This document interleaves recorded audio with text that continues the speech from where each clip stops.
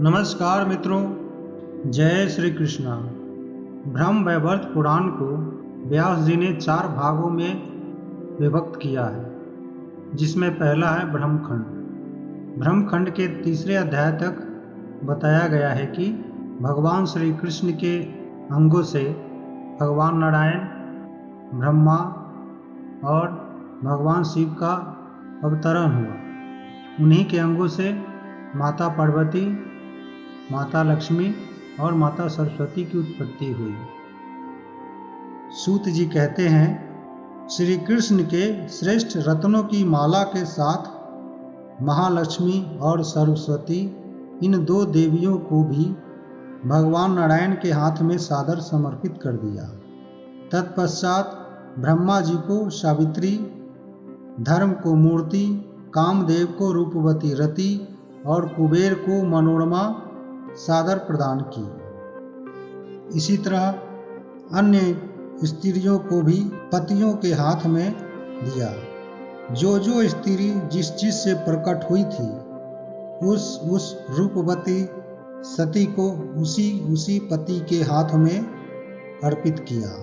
तदनंतर सर्वेश्वर श्री कृष्ण ने योगियों के गुरु शंकर जी को बुलाकर प्रिय वाणी में कहा, आप देवी सिंह वाहिनी को ग्रहण करें। श्री कृष्ण का यह वचन सुनकर नील लोहित शिव हंसे और डरते हुए विनीत भाव से उन प्राणेश्वर प्रभु अच्युत से बोले। महादेव जी ने पहले प्रकृति के दोष बताकर उसे ग्रहण न करने की इच्छा प्रकट की। फिर इस प्रकार कहा, नाथ, मुझे गृहिणी नहीं चाहिए, मुझे तो मनचाहा वर दीजिए। जिस सेवक को जो अभिष्ट हो, श्रेष्ठ स्वामी उसे वही वस्तु देते हैं। मैं आपकी भक्ति में लगा रहूं, आपके चरणों की दास्ता सेवा करता रहूं। यह लालसा मेरे हृदय में निरंतर बढ़ रही है। आपके नाम जप से, आपके चरण कमलों की सेवा से मुझे कभी तृप्ति नहीं होती है। मैं सोते जागते हर समय अपने 5 मुखों से आपके नाम और गुणों का, जो मंगल के आश्रय हैं, निरंतर गान करता हुआ सर्वत्र विचरा करता हूँ। मेरा मन कोटि कोटि कल्पों तक आपके स्वरूप का ध्यान करने में ही तत्पर रहे, भोग इच्छा में नहीं। यह योग और तपस्या में ही संलग्न रहे। आपकी सेवा, पूजा, वंदना और नाम कीर्तन में ही इसे सदा उल्लास प्राप्त हो। इनसे विरत होने पर यह उद्विग्न हो उठे। संपूर्ण बड़ों के ईश्वर, आपके नाम और गुणों का स्मरण, कीर्तन, श्रवण, जप, आपके मनोहर रूप का ध्यान, आपके चरण कमलों की सेवा, आपकी वंदना, आपके प्रति आत्मसमर्पण और नित्य आपके नैवेद्य प्रसाद का भोजन, यह जो 9 प्रकार की भक्ति है, उसी को मुझे श्रेष्ठ वरदान मानकर दीजिए। प्रभु, सृष्टि अर्थात आपके समान ऐश्वर्य की प्राप्ति, सालोक्य आपके समान लोक की प्राप्ति, सारूप्य आपके समान रूप की प्राप्ति, सामीप्य आपके निकट रहने का सौभाग्य, साम्य अर्थात आपकी समता की प्राप्ति और लीनता अर्थात आप में मिलकर एक हो जाना अथवा सायुज्य की प्राप्ति। मुक्त पुरुष ये 6 प्रकार की मुक्तियाँ बताते हैं: अनिमा, लघिमा, गणिमा, प्राप्ति, प्राकाम्य, महिमा, ईशित्व, वशित्व, सर्वकाम वशायिता, सर्वज्ञता, दूर श्रवण, परकाय प्रवेश, दाक सिद्धि, कल्प वृक्ष सत्व, सृष्टि शक्ति, संहारक शक्ति, अमरत्व और सर्वाग्रागण्यता, ये 18 सिद्धियां मानी गई हैं। हे सर्वेश्वर, योग, तप, सब प्रकार के दान, व्रत, यश, कृति, वाणी, सत्य, धर्म, उपवास, संपूर्ण तीर्थों में भ्रमण, स्नान, आपके सिवा अन्य देवता का पूजन, देव प्रतिमाओं का दर्शन, 7 द्वीपों की 7 परिक्रमा, समस्त समुद्रों में स्नान, सभी स्वर्गों के दर्शन, ब्रह्मपद, रुद्रपद, विष्णुपद तथा परम पद, ये तथा और भी जो अनिर्वचनीय वांछनीय पद है, वे सब के सब आपकी भक्ति के क्लांस की 16वीं कला के भी बराबर नहीं है। महादेव जी का यह वचन सुनकर भगवान श्री कृष्ण हंसे और उन योगी गुरु महादेव जी से यह सर्व सुखदायक सत्य वचन बोले। सर्वज्ञों में श्रेष्ठ सर्वेश्वर भगवान शिव, आप पूरे 100 करोड़ कल्पों तक निरंतर दिन रात मेरी सेवा करो। सुरेश्वर, आप तपस्वी जनों, सिद्धों, योगियों, ज्ञानियों, वैष्णवों तथा देवताओं में सबसे श्रेष्ठ हो। हे शिव शंभो, आप अमरत्व लाभ करो और महान मृत्युंजय हो जाओ। मेरे वर से आपको सब प्रकार की सिद्धियां, वेदों का ज्ञान और सर्वज्ञता प्राप्त होगी। हे वत्स, आप लीला पूर्वक असंख्य ब्रह्माओं का पतन देखोगे।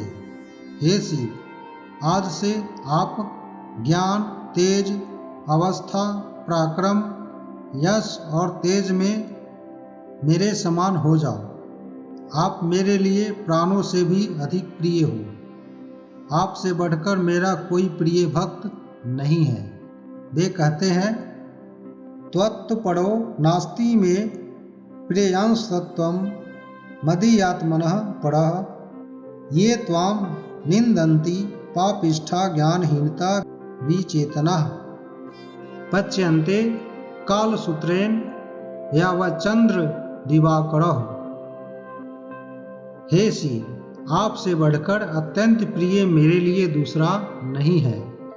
आप मेरी आत्मा से बढ़कर हो। जो पापिष्ठ, अज्ञानी और चेतनाहीन मनुष्य आपकी निंदा करते हैं, वे तब तक कालसूत्र नरक में पकाए जाते हैं जब तक चंद्रमा और सूर्य की सत्ता रहती है। हे शिव, आप 100 कोटि कल्पों के पश्चात शिवा को ग्रहण करोगे। मेरा वचन कभी व्यर्थ नहीं होता। आपको इसका पालन करना चाहिए। आप मेरे और अपने वचन का भी पालन करो। हे शंभु, आप प्रकृति अर्थात दुर्गा को ग्रहण करके दिव्य सहस्त्र वर्षों तक महान सुख एवं श्रृंगार रस का आस्वादन करोगे, इसमें संशय नहीं है। आप केवल तपस्वी नहीं हो, मेरे समान ही महान ईश्वर हो। जो स्वेच्छामय ईश्वर है वह समयानुसार गृही, तपस्वी और योगी हुआ करता है। हे शिव, दार संयोग अर्थात पत्नी परिग्रह में आपने जो दुख बताया है, उसके विषय में मैं यह कहना चाहता हूँ कि उल्टा स्त्री ही स्वामी को दुख देती है, पतिव्रता नहीं। जो महान कुल में उत्पन्न हुई है, कुलीन एवं कुल मर्यादा का पालन करने वाली है, वह स्नेह पूर्वक उसी तरह पति का पालन करती है जैसे माता उत्तम पुत्र का। पति पतित हो या अपतित, दरिद्र हो या धनवान, कुलवती स्त्री के लिए वही बंधु, आश्रय और देवता है। जो नीच कुल में उत्पन्न हुई है, जिनमें माता पिता के बुरे शील, स्वभाव और आचरण का सम्मिश्रण हुआ है तथा जो पर पुरुषों के उपभोग में आने वाली है, अवश्य यही स्त्रियां सदा पति की निंदा करती हैं। जो पति को हम दोनों अर्थात भगवान श्री कृष्ण और भगवान शिव दोनों से भी बढ़कर देखती है और समझती है, वह सती साध्वी स्त्री गोलोक में अपने स्वामी के साथ कोटि कल्पों तक आनंद भोगती है। हे शिव, वह वैष्णवी प्रकृति शिव प्रिया होकर आपके लिए कल्याणमयी होगी। अतः मेरी आज्ञा से लोक कल्याण के निमित्त उस साध्वी को भार्या रूप में ग्रहण करो। तदनंतर भगवान श्री कृष्ण ने शिवलिंग के स्थापन और पूजन का महान फल बताते हुए कहा, जो महादेव महादेव और महादेव का उच्चारण करता है, उसके पीछे मैं उस नाम श्रवण के लोभ से अत्यंत भयभीत की भांति जाता हूँ। जो मनुष्य शिव शब्द का उच्चारण करके प्राणों का परित्याग करता है, वह कोटि जन्मों के उपार्जित पाप से मुक्त हो मोक्ष प्राप्त कर लेता है। शिव शब्द कल्याण का वाचक है और कल्याण शब्द मुक्ति का। भगवान शिव के उच्चारण से मोक्ष या कल्याण की प्राप्ति होती है, इसलिए महादेव जी को शिव कहा गया है। धन और भाई बंधुओं का वियोग होने पर जो शोक सागर में डूब गया हो, वह मनुष्य शिव शब्द का उच्चारण करके सर्वथा कल्याण का भागी होता है। सी अर्थात पाप नाशक अर्थ में है और वह मोक्षदायक अर्थ में। महादेव जी मनुष्यों के पाप हंता और मोक्षदाता हैं, इसलिए उन्हें शिव कहा गया है। जिसकी वाणी में शिव यह मंगलमय नाम विद्यमान है, उसके करोड़ों जन्मों का पाप निश्चय ही नष्ट हो जाता है। शूलधारी महादेव जी से ऐसा कहकर भगवान श्री कृष्ण ने उन्हें कल्प वृक्ष मंत्र और मृत्युंजय तत्व ज्ञान दिया। तत्पश्चात वे सिंहवाहिनी दुर्गा से बोले, वत्से, इस समय आप गोलोक में मेरे पास रहो। फिर समय आने पर कल्याण के आश्रयभूत मंगलदाता शिव को पति रूप में प्राप्त करोगी।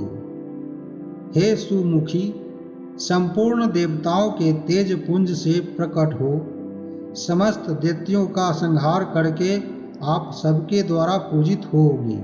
तदनंतर कल्प विशेष में सत्य युग आने पर आप दक्ष कन्या सती होगी और शिव की सुशीला गृहिणी बनोगी।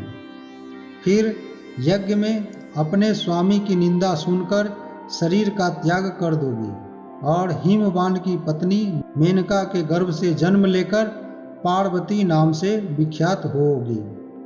उस समय सहर्ष दिव्य वर्षों तक आप शिव के साथ विहार करोगे। तत्पश्चात आप सर्वदा के लिए पति के साथ पूर्णतः अभिन्नता प्राप्त कर लोगी। हे सुरेश्वरी, प्रति वर्ष प्रशस्त समय में समस्त लोकों में आपकी शरतकालिक पूजा होगी। गांवों और नगरों में आप ग्राम देवताओं के रूप में पूजित होगी और विभिन्न स्थानों में आपके पृथक पृथक मनोहर नाम होंगे। मेरी आज्ञा से शिव रचित नाना प्रकार के तंत्रों द्वारा आपकी पूजा की जाएगी। मैं आपके लिए स्तोत्र और कवच का विधान करूंगा।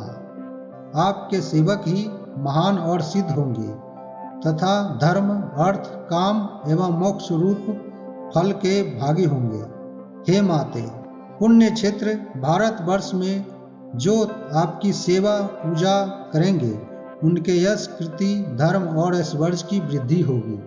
प्रकृति से ऐसा कहकर भगवान ने उसे काम बीज अर्थात क्लीम सहित एकादशाक्षर मंत्र का उपदेश दिया, जो परम उत्तम मंत्र राज कहा गया है।